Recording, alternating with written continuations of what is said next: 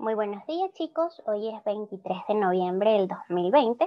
Nuestro tema de hoy, continuando con los textos, las estructuras textuales, vamos a ver hoy lo que es el texto narrativo. Entonces, en este tema vamos a conocer el significado o cómo se define el texto narrativo, su estructura, algunas claves para poder escribirlo y por último veremos un ejemplo del mismo.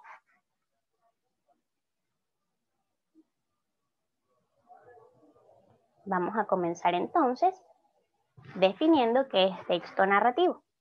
El texto narrativo es una expresión escrita que sirve para contar historias, bien sea reales o imaginarias, acerca de uno o varios personajes y lo que les ocurre en distintas situaciones.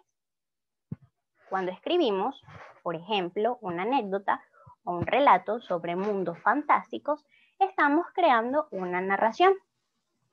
Los textos narrativos son sumamente amplios, porque en ellos podemos utilizar descripciones, argumentos, comparaciones, metáforas, diálogos o cartas o muchos otros tipos de textos o figuras literarias que logren enriquecer nuestros textos narrativos.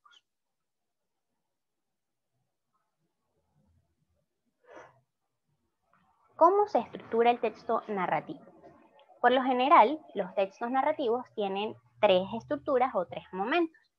Está el inicio, que es el comienzo del relato, en donde conocemos los personajes, el contexto, es decir, el tiempo o el lugar o el ambiente, y determinan el primer momento de la narración. Está el nudo, que es el momento de mayor tensión, de mayor intriga de la historia, pues es cuando ocurren las acciones más importantes y los problemas que definen el curso de los hechos que se relatan.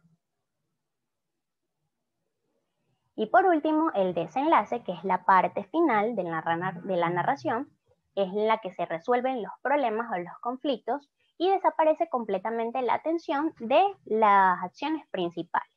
Y concluyen y se cierran las situaciones desarrolladas.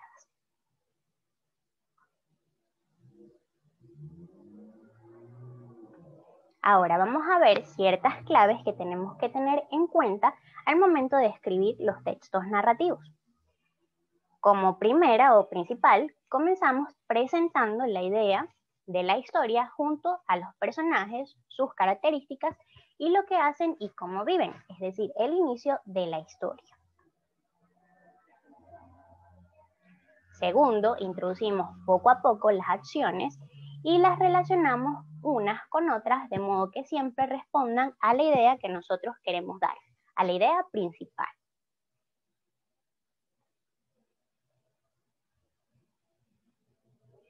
También tratamos de crear y mantener en suspenso y la intriga sobre lo que vendrá.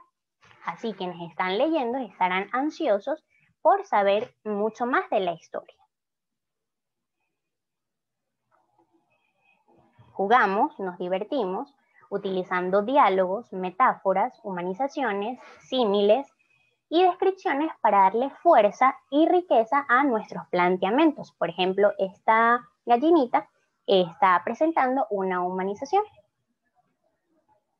Y por último, hacemos que el desenlace sea coherente con el resto de los acontecimientos que ya hemos venido narrando.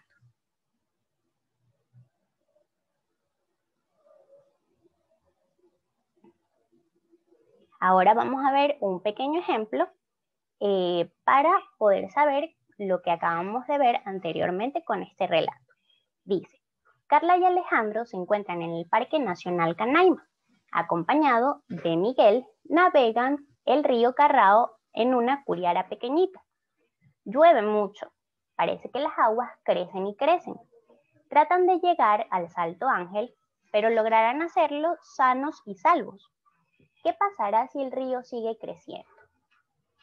La corriente los empuja hacia atrás, hacia atrás.